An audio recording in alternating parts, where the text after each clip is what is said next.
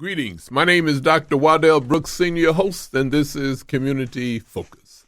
Ladies and gentlemen, we have an outstanding, as a matter of fact, an exemplary person with us this morning, Dr. David Witherspoon, in the educational system here in Lake County, and he agreed to come with us to share information, and we decided we'd do a profile on him. Good morning, Dr. Witherspoon.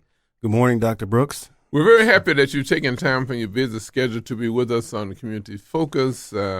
Lake County is approximately, 750,000 people.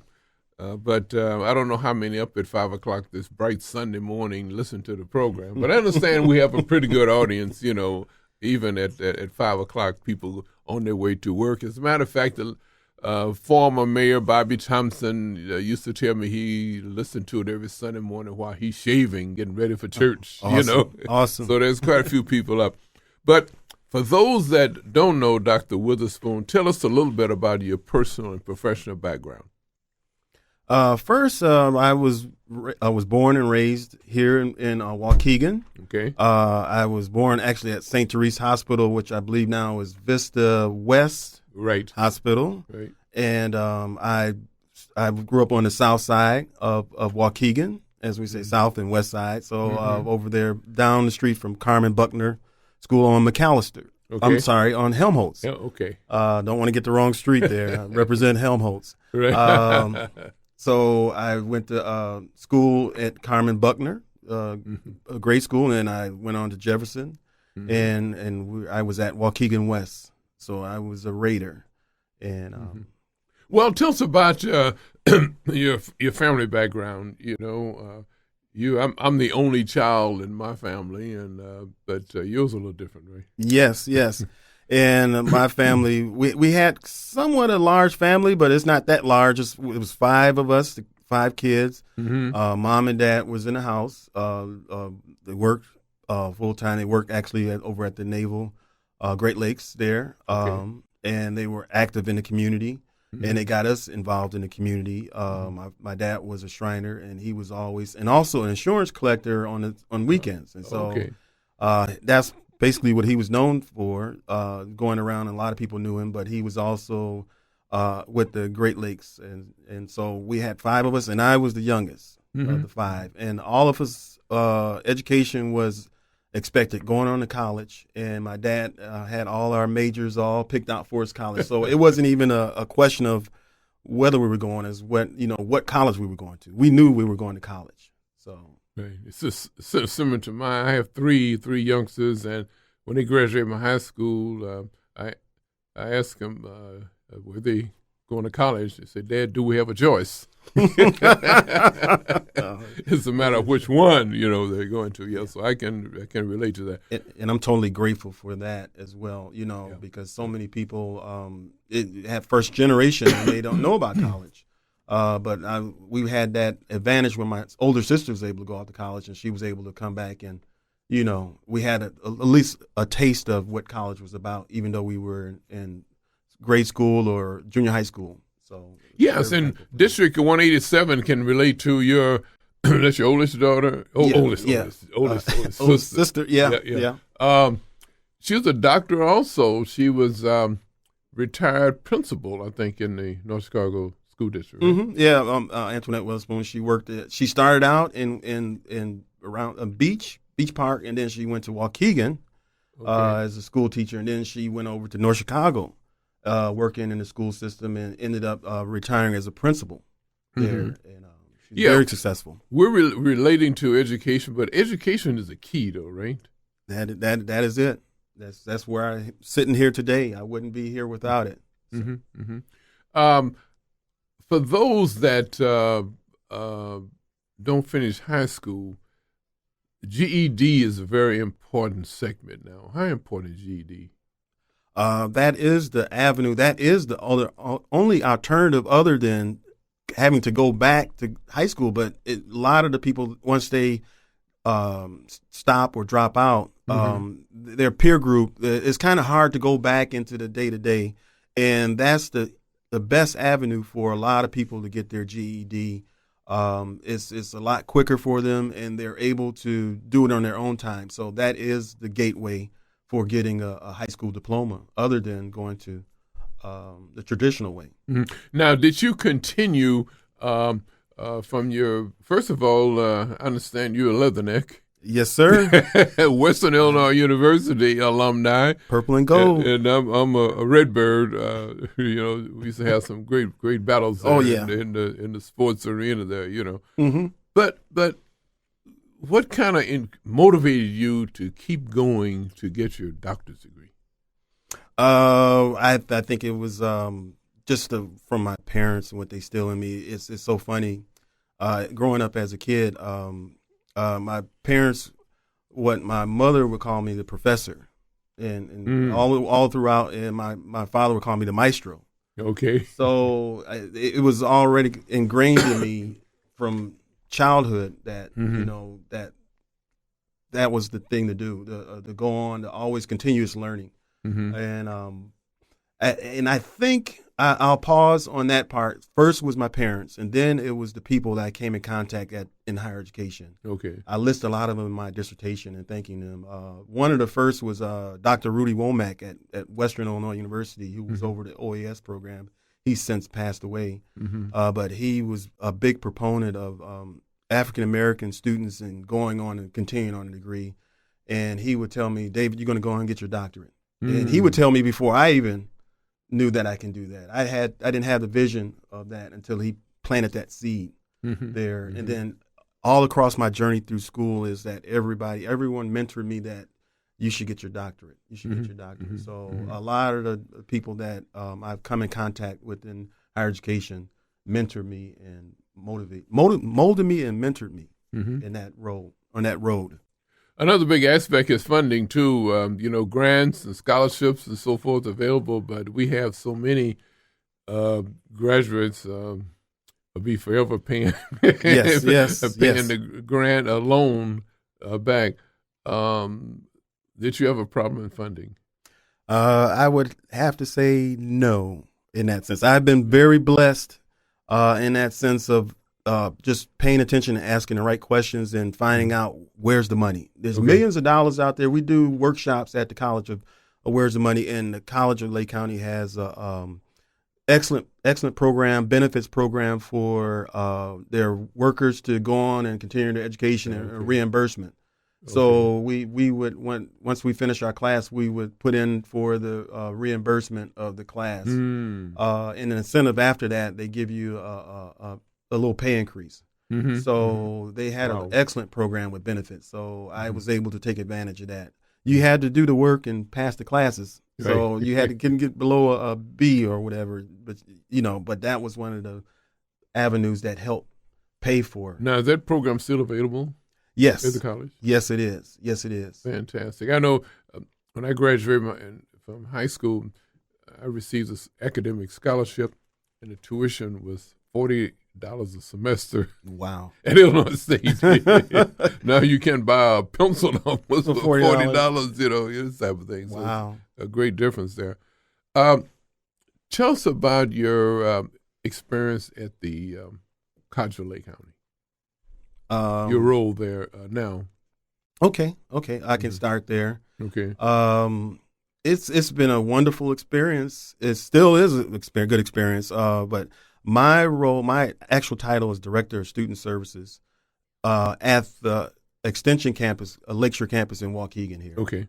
Now that title is kind of deceiving, but what we have is we have two administrators there. We have the dean and we have a director. And so part of that is my role is we have what we call a one-stop shop, where we have all the stuff we deal with registration and students matriculating to college, and it includes, and then the bill payments and the cashiers and fines and everything, and then also the scheduling of classes at the campus. And so it's kind of like a one-stop shop, and where they can see the support services of counseling and financial aid, as well as pay a bill for college, and then also scheduling of the classes and the programs that offer at the Lakeshore campus. And we're kind of the health campus there, where we have the dental hygiene, phlebotomy, and medical office assisting there.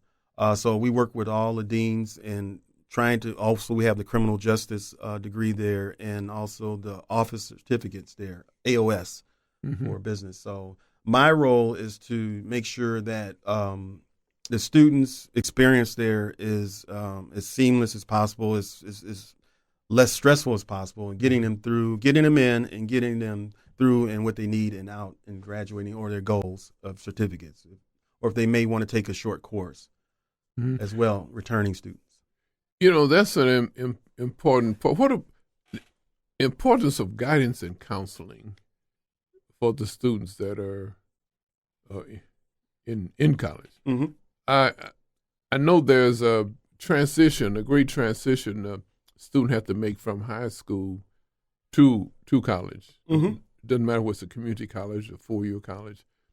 But counseling at the college is so important for the kids to be successful. Yes. Counseling is one of the gateways to not only the picking out the courses, but also dealing with all the other social things that are going on as far as outside of the classroom of study skills, and time management is a big thing. Okay. And so they have a class they call a PDS, Personal Developmental Skills class, and they work with them on different things of the resources on campus. They do like a scavenger hunt, and they go around to the different offices and find out what are all the resources there, as well as personal growth and managing your time. And utilizing your resources, and referring to studies, how to study for a class. Literally the amount of time that you have in class is how much time do you need outside of class to study. So that there are key to helping students succeed in that aspect there. You mentioned about succeeding in college, but we have so many students leaving high school that need assistance, and I think you have assistance in training before they can even reach the goal of the requirements for being in a community college, right? Yeah, well, yeah, that's the thing with the community college. I can really compliment you on that for doing that. Yeah, a lot of the students coming in, you have to take a placement test if they've dropped out and they have a GED or whatever, and then but they still, if they didn't meet a certain requirement, they have to take a placement test for math, English, and reading, and many of them place into developmental courses there, and they may not even get to the college level courses yet, where you can transfer to Illinois State or Western Illinois University. And that aspect there, that's where we have a writing and a tutoring center, where they can seek help in getting them up to speed there as far as their academics, and to be able to make that transition to the next level. Ladies and gentlemen, again, we're talking with Dr. David Witherspoon. He's on the staff at the Lakeshore campus of the College of Lake County in Waukegan, Illinois, and he stopped by the station and to do a profile on him, so that he is a person that you should know. Tell us about testing. When in high school, I didn't know what I wanted to do. I never forget that. Now, I had a Cooter preference test. I'm not sure whether they give that test or not now, but it was an interest test, and also there was an achievement test, and this was try to guide the high school seniors, to get into a field they were interested in, and also that they would have the potential high achievement. Do we still have that now?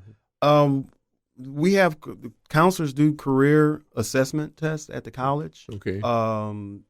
But a lot of the times, to be honest, a lot of students they have an idea of something, but when they hook up with other students there and they see what we have to offer, and info sessions, we have info sessions for the health programs, and they see what they can do with those. And so faculty are, as well as the other counselors, can be a big proponent in recruiting students to a program for, like, say, a student that wants to, they're good with their hands, but they don't know what they can do with that. But then they have a career day where the HVAC program for heating, air, and ventilation, and they get the exposure to that. And then so it's not only tests, but also like career days or the recruiters coming to the school and saying, we have this to offer or that to offer. And they may not have thought of that as a career. Hey, I didn't know I can make a good career as a phlebotomist, drawing blood, as well as, to support your family, as well as moving on and getting other degrees as well.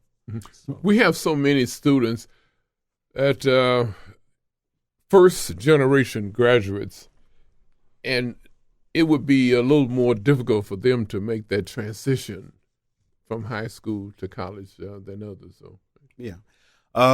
We have a lot of programs, the TRIO programs, where the Talent Search and Upward Bound, and they work with the high school students, and particularly they target a lot of students that are first generation, or handicap or low income. And so that's where the TRIO programs come in, the Talent Search, and they have I believe we had a HBCU college visit where they do tours as well, and so.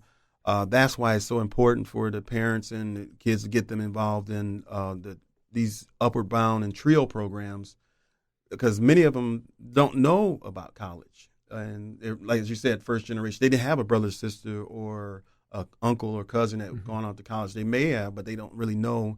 And that's where we have the TRIO programs to get involved in that and work with them on visiting different colleges as well. Well, tell us about your dissertation for your doctorate. It's called Raising the Bar, the Stories of GED Graduates Transition to College. Yes. I know we could talk all day about that, but we have How much time we time, got so yeah. just highlight the. I would say basically it's a qualitative study of looking at 16 students that have dropped out. And their backgrounds are, their demographics are Latino males and Latina females, and also African American and African. Some were from Africa that transfer here, but they identify with African Americans. Okay. So I had a couple that were from Africa that immigrated here. So, and I wanted to look at the basic premise of why did they choose to come back to school. What type of support system did they have, and some of the reasons of why they dropped out, and how could we help you transition here. And the neat thing about we look at this target audience is from a deficit perspective, but in my findings, we found that they have a rich history or a rich base to start from that can help them succeed at college. And we need to look at it from a different lens, and where we need to raise the bar as an institution in meeting the needs of them as opposed to them having to try to always jump through hoops and the barriers and challenges to meet our needs. So how could we come together to build that bridge? So it's kind of like a networking social, and it's based on the conceptual framework of social networks, of building networks, cultural capital, the knowledge and the language of higher education, and self-advocacy, internal locus of control, the motivation to persist at the college. You mentioned you had 16 students you're working with. How long did it take you to complete your dissertation? Well, it's in three parts there. The first, it was a grand total of 9 years to complete it. But the coursework took 5 years. Okay. But we have what you call comp exams, and you have to take those comprehensive exams. And getting together a proposal where you're doing your chapters, it's 5 chapters, the first 3 chapters to be able to go out and do your research and the field study work. So that took like a couple years to do that. And then the actual field work and setting that up, that was in writing. In the chapter 4, the results that was like maybe another 2 years. So I don't know where my math is there, but and a lot of working with my advisor, going back and forth with my advisor, that takes time as well. And it's a process that you have to go through and kind of learn through. It's you have to really live with it on a day-to-day basis. Fantastic. Data shows that if a child is having difficulty by third grade level in reading and achievement, it's going to get progressively worse each grade level they advance. And by the time they reach high school, they're going to be so far behind that they probably would drop out because they cannot compete with the algebra, geometry, and whatsoever. Mm-hmm. And once they drop out, they're going to do the things in the community that cause them to be, incarcerated. Mm-hmm. And once they become incarcerated and get a felony on their record, then they probably, most of the time, they're doomed for life in their career. But the data shows that, and I wonder what problems do you have dealing with disciplinary problems in school situation, or do you deal with that? Do you notice that in your work?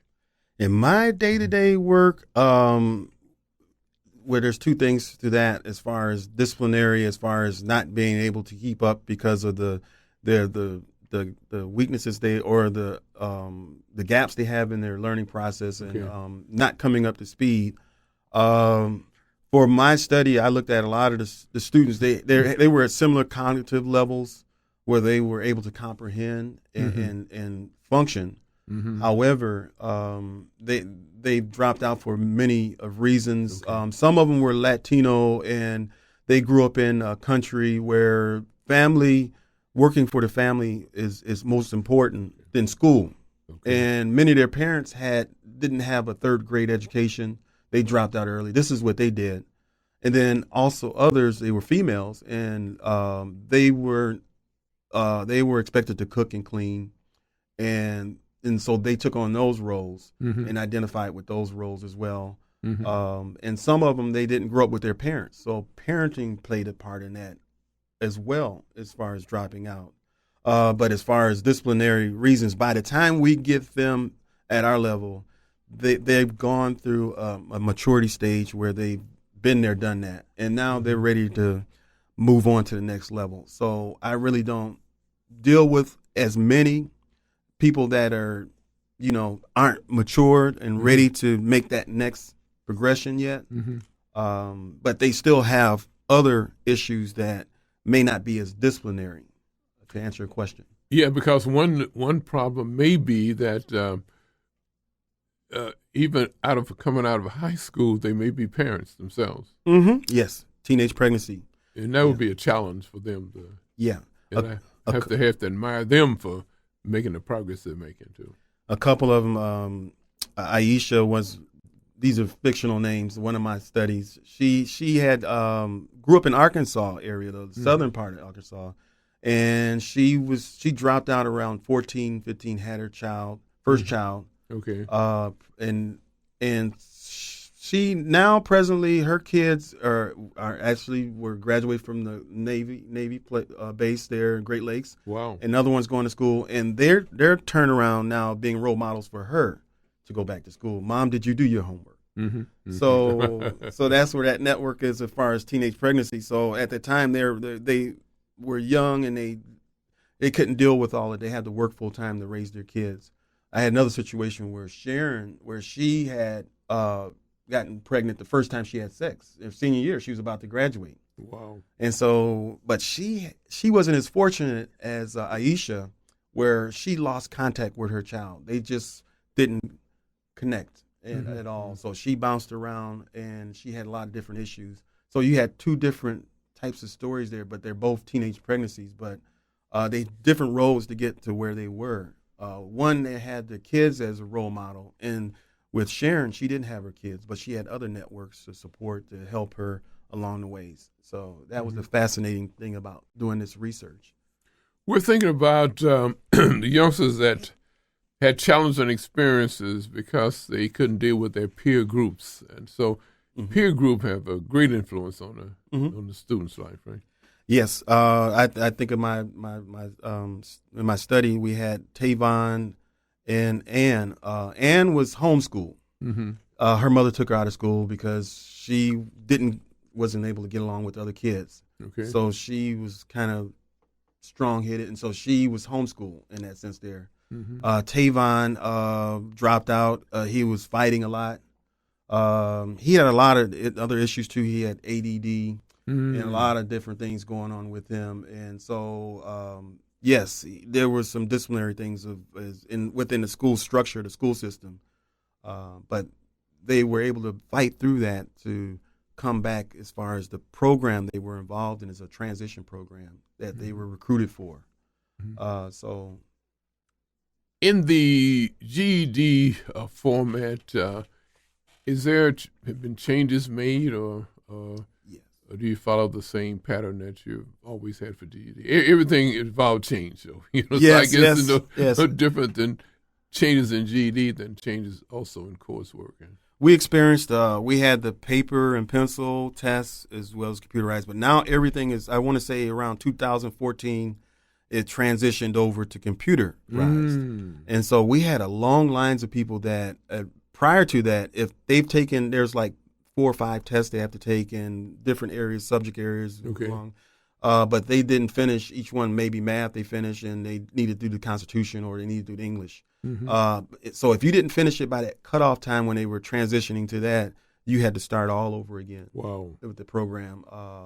And so we had a lot of people that were caught in that, and now it's all computerized. So the numbers haven't been as high as far as tests. They're starting to turn around now, but that has made a big difference in that with the computerized test versus the paper and pencil. So it's very important, and I can't imagine any school learning that don't have computers, right? Because yes, you have to. Yes. You have to have computer training. Yes. Everything now, information highways, everything is happening on the information highway, the network and social network, from Facebook to Instagram to Twitter to Snapchat to all these other platforms information is immediate now, where you have bloggers where you would wait till you get your newspaper and you would hear about a plane crash the next day. Okay. Now, instantly, the plane crash is already on there. Another incident where the elections, person that's out there, the controversy one, I won't say one of the candidates, they have a lot of controversies at their rallies where there's fighting and stuff that's going on. Now, people have their phones, they're able to record and upload it on these social platforms, and information is right there. Amazing. Whereas before, we would have to wait for the Sunday or the Monday evening news to get our information. Mm-hmm. Yeah, I was watching the tennis match yesterday, Serena Williams and Ezeransky, and as soon as it got through, I went ahead, left the TV, and hit my computer button, and I had to write up about it already. Literally. Literally. Yeah. Well, just for a minute, ultimate goal of Dr. David Witherspoon. Ultimate goal? Well, I mean, to try to be, I'm actually... Your next level. Man. The next level, it would probably be, I see myself in higher education, continuing my role in higher education, maybe maybe as a vice president or a president at a college, and working with making an impact and a difference in that sense of when doing what I love to do is helping people succeed. Dr. David Witherspoon, I want to thank you very much. I knew your father, Daniel Witherspoon, a great friend of mine, a fellow Shriner. Yes. Fantastic. And never knew that I would be interviewing his son. Yes. What about it? 83 when he passed? 83? Yes. 83 to here 2016. Ladies and gentlemen, we've been talking with David Witherspoon. I hope you enjoyed the profile that we had of him, and encourage your youngsters, work with them in the educational process at the College of Lake County. As a matter of fact, there's about 18 different colleges that connected with the College of Lake County. University Center, go right from the community college right to the four-year college, right on campus there. This has been Community Focus. My name is Dr. Wardell Brooks Sr., your host.